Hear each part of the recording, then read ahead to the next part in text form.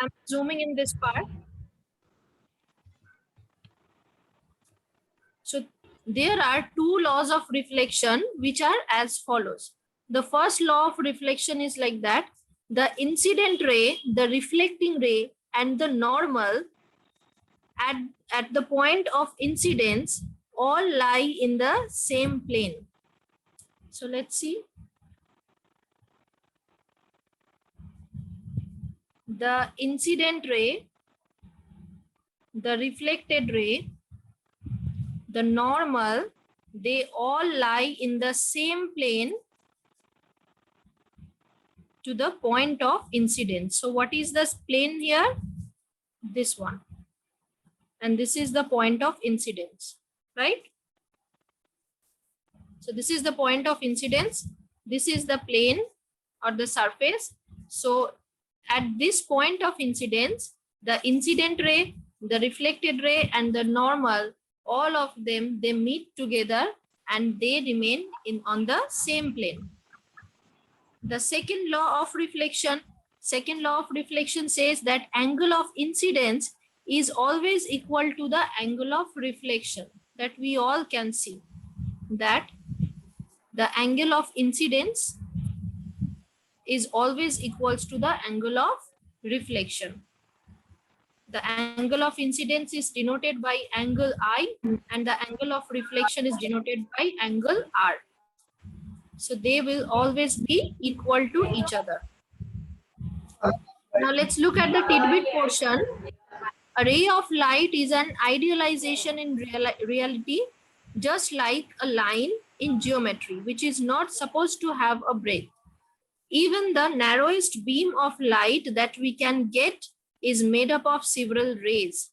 For simplicity, we use the term ray for a narrow beam of light. So actually the thing is a beam of light. What we can see, if you light on the torch, if you switch on the torch, the light that you can see, it's actually a beam of light. But we use the term ray for the simplicity or for our convenience, okay? But actually a beam of light contains so many rays or several rays. So many rays like this. Suppose if this is the torch, and if you see the light ray like this, so we call it ray, light ray. But this is actually not ray. This is the beam of light which contains so many rays. This is the beam of light which contains, if we look very minutely, we will see this beam of light contains several rays. But for our convenience, for our simplicity, we call that we call the beam of light as the ray of light, but it's not real. There is an activity. We will come to this activity later. First, let's read this part. Image in a plane mirror. Okay, so we all have seen plane mirror, and we all know that how the images form in the plane mirror. You have also learned this topic in your previous class. Let's see what is written here. The shape of the mirror used does not change the laws of reflection. However, the characteristics of an image formed using in a plane mirror depend on the type of the mirror that is used. Let us understand the characteristics of an image formed using the plane mirror. Now, what are the characteristic features that controls the shape or the shape, the size, and the positions of the image that is formed in a mirror? So what are the factors that controls all these things? The first thing is size. Look at yourself in a dressing mirror and move back and forth. You will feel that the image is enlarged. You will find that the image sizes are the same. When the image of an object is formed in a plane mirror, the size of the image formed is the same as the size of the object. So this is the main line here. So in case of plane mirror, whatever the size of the original object will be, the same size will be of the image also. So in a plane mirror, the size of the image is In a plane mirror, the size of the image formed is same as the size of the object. So this is the main condition. Next factor or condition is the position, upright or inverted position. When you see yourself in the plane mirror every morning, do you see yourself standing upright? No, we don't see us in an inverted position, right? We see where our head, we see right and right seems to be left. Yes, Akhil? Ma'am, in a mirror, left seems to be right and right seems to be left. Yes. So, Monoshi, you mute your device. So our head and the feet, we see it exactly in its position. Only to the sideways, side to side direction, that direction changes. And why that changes, I will also tell you that. So we do not see ourselves standing upright. Do you see yourself inverted with your feet pointing to the ceiling of the room? No. You will see yourself upright as exactly as you are. In other words, the image formed in a plane mirror is always upright and erect and is never inverted. So vertically, it is never inverted. But horizontally, the sidewise, it gets inverted only with the left hand side and right hand side. So vertically, it is always the same. Where your head is, you will actually see your head there. Where your feet are, you will actually see your feet there. So there is no vertical change or inversion, but horizontally, the sides, left side and right side, they alternatively, they gets changed. Distance of the image. When you stand in front of the mirror and you move back and forth, you observe the image closely. You will see that when you move closer to the mirror, your image formed, it becomes bigger or larger. When you go away from the mirror, your image formed will also move away from the mirror. This is because in a plane mirror, the distance of the image equals to the distance of the object from the mirror. So though we will learn it in detail later, but still suppose this is the mirror and this is you. So this is the distance between you and the mirror.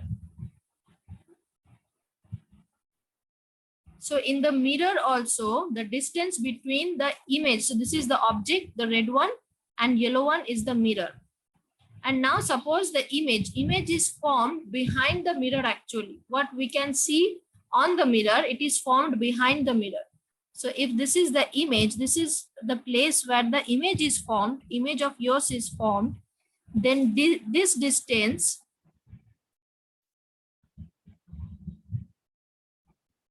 so this distance and this distance will be same. So the distance between the object, so this is the object.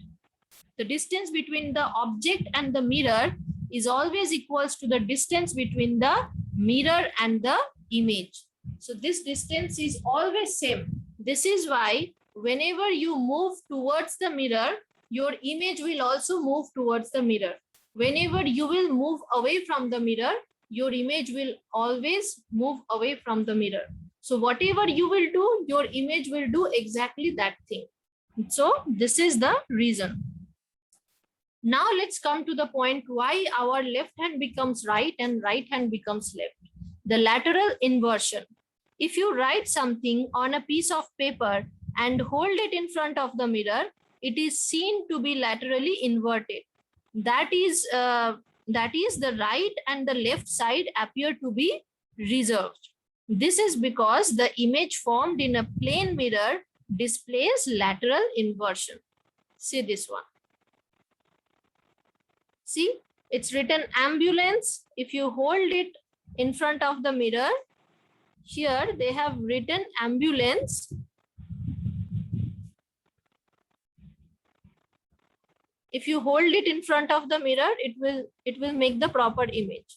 So the ambulance is written in this manner. This is why in most of the ambulance cabs or ambulances, you will see that the ambulance is not written properly. So it is always written in this manner. ECNA, then LUBMA.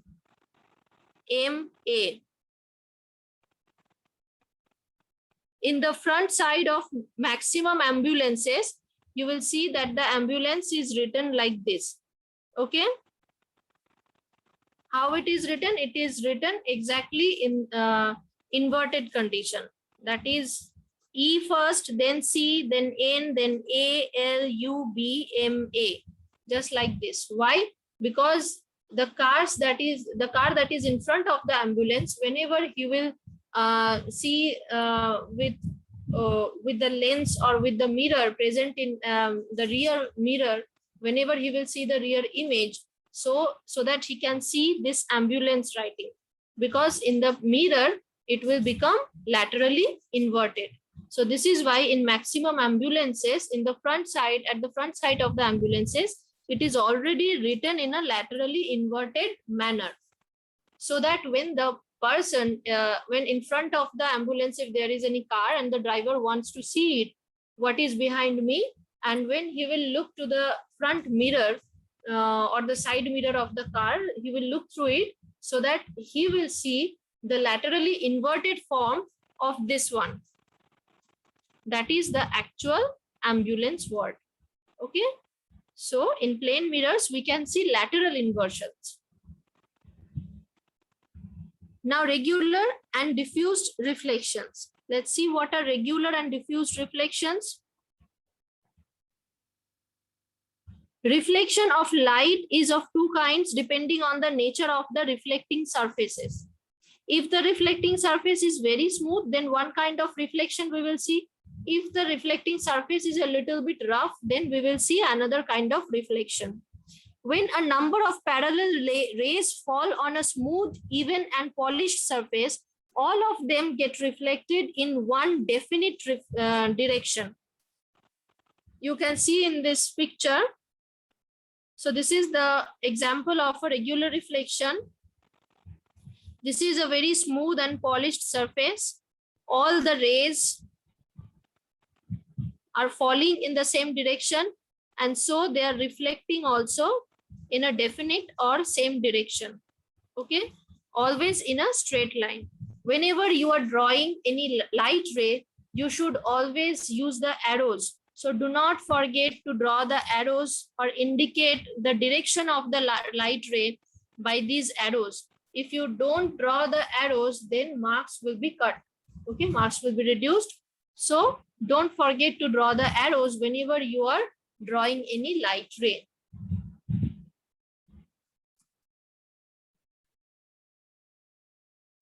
So this type of reflection is known as regular reflection.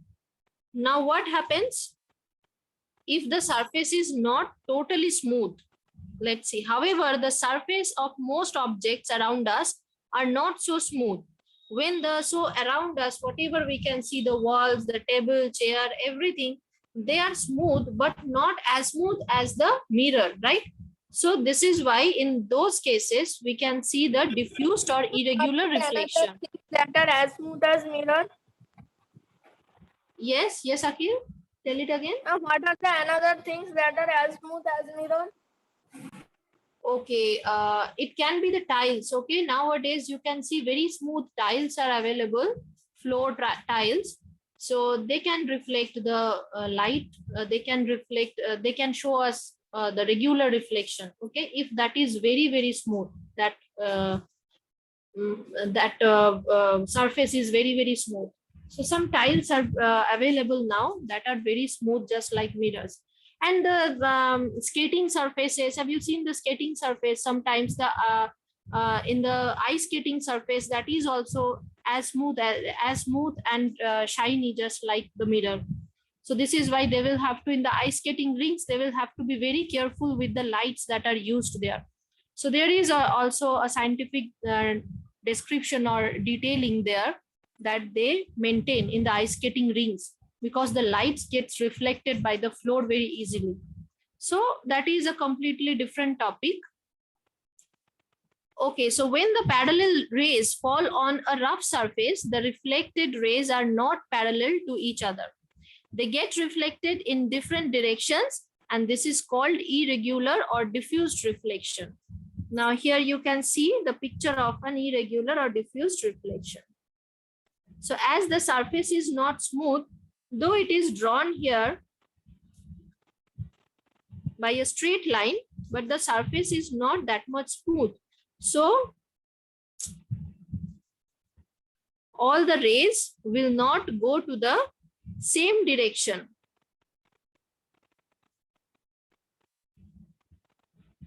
You can see these rays that are falling on the surface, they are going to this direction. And these rays that are coming from this direction, they will also make a larger wavelength, or they will just scatter from the surface. So here you can see a uniformity, we can see a uniform nature of the light rays to fall on the surface and to reflect from the surface. But here you can see the regularity or uniformity is not maintained, as the surface is not that much smooth. This is why. And in maximum surfaces, we can see irregular reflections. Only in mirrors and just like that, the surfaces that are very much smooth and shiny, there we can see the regular reflections. What does make things visible? So whenever the light rays fall on any particular thing and gets reflected by the thing, and that reflected light ray falls on our eyes, then we can see the thing. Suppose I can see the door right now. That means the light rays from the light source in this room, the light source right now, suppose, is the tube light. From the tube light, the light rays are falling on the door, and they are getting reflected by the door surface. And after getting reflected by the door surface, they are coming directly towards my eyes. Okay, and this is why I am able to see the door. What will happen if I just put the light off? If I put the light off, no light will be there to fall on the door and to get reflected to my eyes. So I will not be able to see the door. This is why if no light is there, everything is dark, we cannot see anything. We can see everything only because of the presence of the light. For a source of light or an object to be visible, light from the source or object should reach the eyes of the observer. As I have just told you,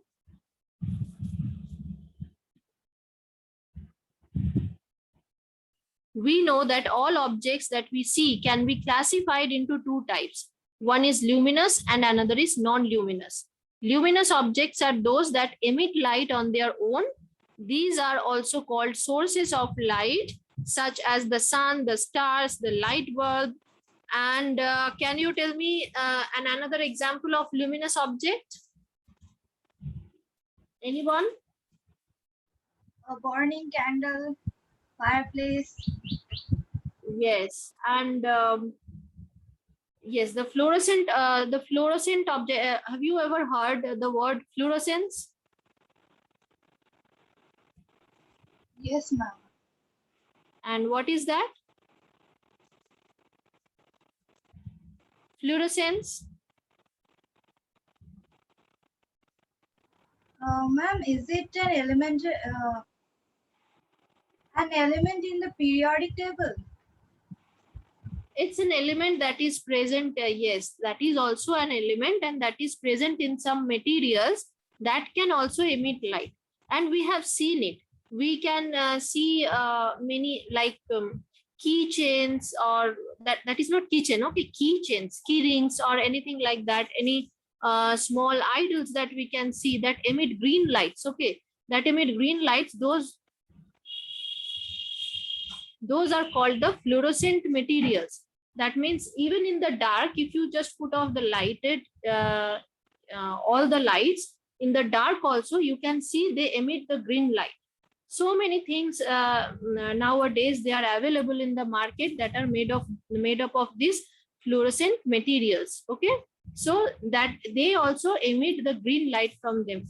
So the objects that can emit light from themselves or of their own, those are called the luminous objects. And the lights that reflect the light that is coming from the light source, but they cannot emit their own light, they are called the non-luminous objects.